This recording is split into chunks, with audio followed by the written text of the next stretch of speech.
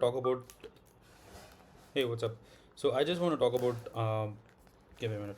Yeah. So I just want to talk about like how in these series and these movies they talk about alien invasion and how we can actually communicate with aliens and all that.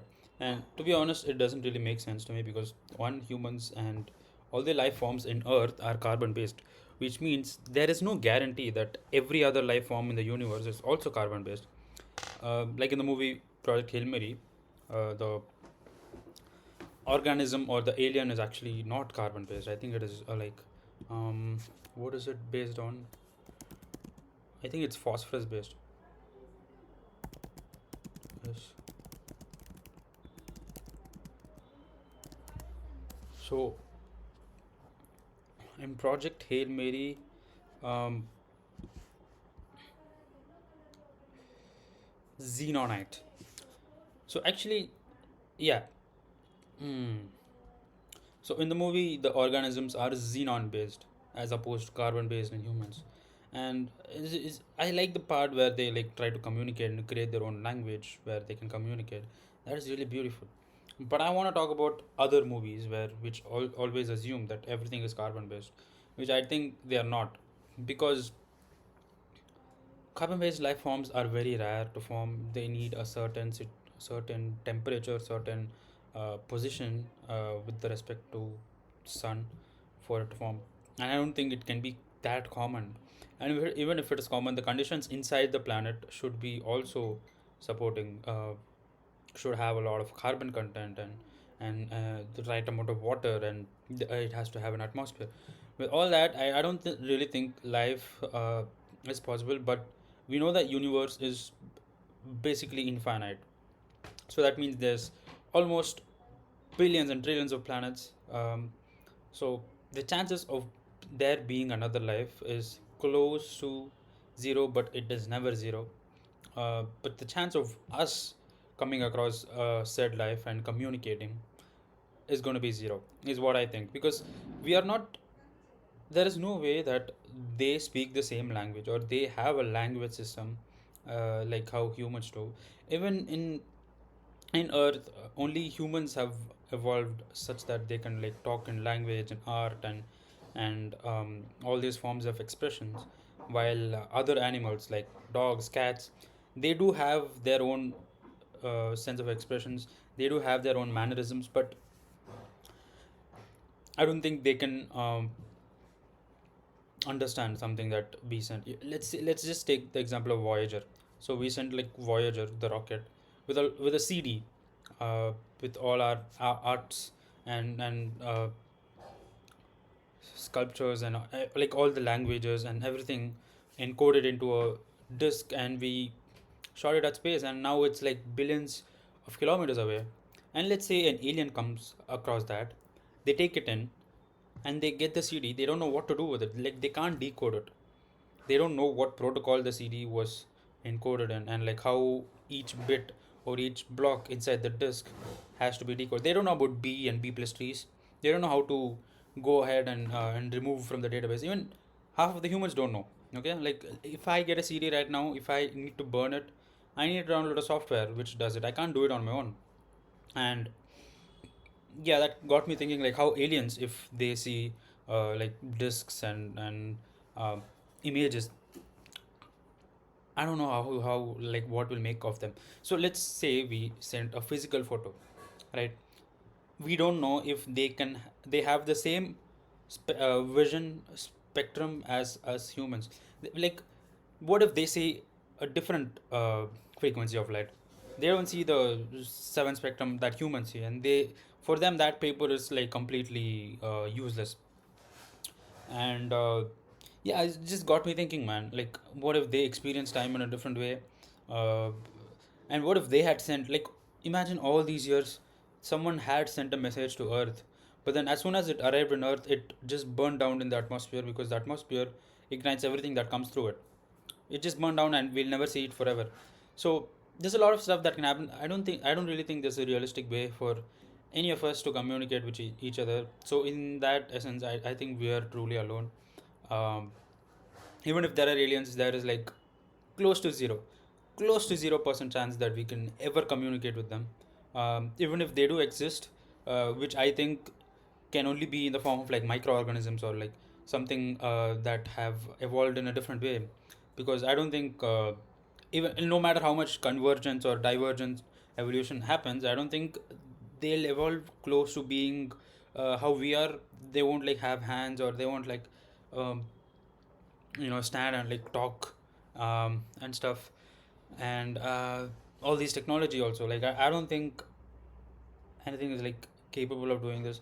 Like I've read about the theory of type 1 civilization, type 2 civilization. What if like a alien civilization has a hold of its star system, like it can extract the energy from its star system. I think that is like too advanced. Even humans, for us it's just a theory. We can't really fucking uh, extract the contents of our sun. We're gonna need a lot more mass to just go around sun, one revolution, right? Like all the all the items in earth, if you like disintegrate it, if you make it into like a single rock and you line it up, I don't think we can actually like go around the sun even once. And even if we do, we're going to need a lot more equipment to extract the energy out of it. And honestly, it's not really viable. So maybe we have to like bomb the Mars, or like bomb Venus or something. Just take the rocks from there and do something like, okay, uh, I'm just blabbering some shit now. But you get the idea. How infeasible it is to even go from type 1 to type 2 civilization. So I don't think it is possible for any alien to do it. And even if they do, like I said, there is no way for us to communicate. There's no way for us to reach out to them and for them to reach out to us. And if even if we try or they try, the forms of communication is just too different. Like how we don't understand what two polar bears say to each other, even though like we can say body language and think about like how evolution works and what they might infer. We don't know exactly what they want. Monkeys, they can have their own fucking language, but for us they just sound like monkeys. You've seen these movies like where Toy Story, like where toys talk to each other, and then when the when they show it from the point of view of a human being, they're just toys lying around. And I think that's how it is for humans and other animals. I mean, humans and aliens also. Uh, they can see us, but they don't understand. They don't comprehend how we talk. And maybe if they are too advanced enough, maybe they can infer to it. Maybe they can use their technology or whatever they have in their own planet and try to come to a close understanding. But I highly think it's not possible, at least in our lifetime. And yeah, man, you're truly alone in this universe, and we have no one else. And I think that should go deep into every human being, because we all have to be together, but we're not being together. We're all fighting and doing wars and doing stupid taxes and shit. But that's how it works. And I sometimes I look at my dog. I'm like, oh, you know how life is. You have life figured out. He sleeps all day. He eats what he wants, and he plays around, and that is enough. That's totally enough for him. He wants to be with his loved ones, and I think he would be very happy. And I don't think many humans, including me, have gotten to that level. Like we are all, we want so many things. We want to do this. We want to take others down. We don't want to see others improve. Um, there's a lot of politics and power struggle and money and resources. This just a lot of stupid shit when you think about it. In the grand scheme of things, the grand scheme of the universe, it doesn't really matter what we're doing. And yeah, I just feel like everyone should stay together. We know we are like a miracle in this universe. It's a miracle that we are born out of 8 trillions of sperms. Okay, we won the race among trillions of sperms, and we didn't get aborted. We didn't get erased out of existence. And some of us are born with disabilities, but most of us have fully functioning bodies. Okay, there is so many things to be grateful for. There is so many things to appreciate in this universe, in this time. right now where we can literally make rocks think and talk. That's computers, by the way. We can literally, the rocks, we've made them into fucking transistors. We made computers out of them, and we taught those computers how to talk like us. You type in a few words, and it will respond back to you in words. This fucking Gemini, whatever extension here, you can ask this the summary of this video. It will tell you. It will literally decode this video. It will transcribe it. It will summarize that. You know how crazy that is? Just tells anyone 20 years from now that this is possible, they will not believe you. That is how amazing this life is. That is how fucking crazy this entire thing is if you think about it. And I don't know, maybe we are all living in a fucking simulation. We are all gonna die someday, which is honestly more likely because how fucking mathematical things work in our mathematical patterns work in our universe is like it's too common.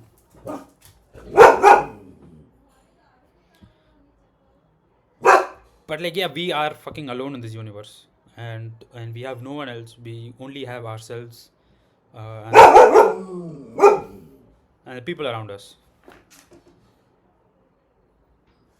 Yeah, so he's barking for the shadow that he sees of me in the behind, which I will remove now. But this is what I'm saying. We have literally no one.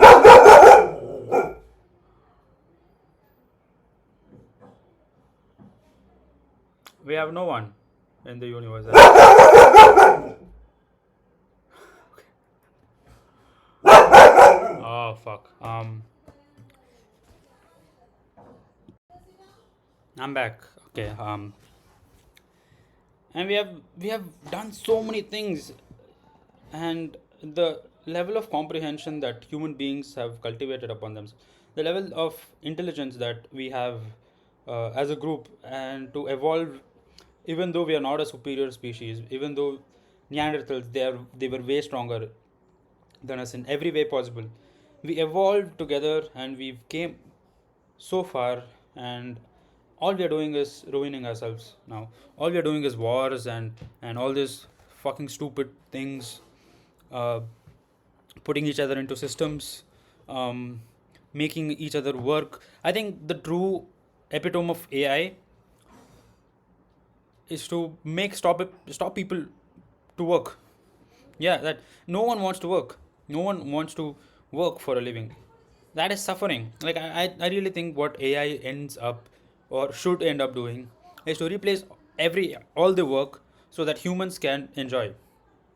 And I know like pain also, and pain and pursuit and suffering and all that is required for human being who's living to experience life, and that's one of the other most beautiful things. uh, because if I don't feel pain, I'm not alive. But what I'm trying to say is that pain should not come in a state where you're out of your control, and things are just being forced upon you. It should come from within, and when you don't have to work to just make it to the next day, to make it to the next week, for food. I think that's where you get time to introspect, get time to explore the world, this beautiful world, and yeah, just do a lot of things, man. I don't really know what I was going to go with this video, but then this is just what it is. This is what I feel right now at this time. I think everyone feels this at like midnight, 3 o'clock, and then they wake up. They're like, ah, it's too cringe. But yeah, it's 7:30 in the evening, and I feel this, and and yeah, man, I just I just wish, um, like everyone sort of realizes this, but then when you have power, when you have money, you tend to care about yourself, and then you start to do all this bullshit, to start to like harm other people intentionally or unintentionally, or like I think that's where everything is coming from. I might be wrong, I don't know. Maybe I will know when I get older, but like, yeah, man, life is so magical, that it's a miracle we even exist, and we're doing all this bullshit. So yeah, fuck, I don't know why I even did this video, but yeah, man, I just wanted to let it out, and I wanted to try out my new camera. not really camera, but like this app which can record stuff and shit. So I think it came out well, I guess. But yeah, I just go live out your life. Every single day is a fucking miracle. Look at the sky. We are fucking alone. No one's there to save us or to come to us. We are all alone, and we should be happy. Yeah. Peace.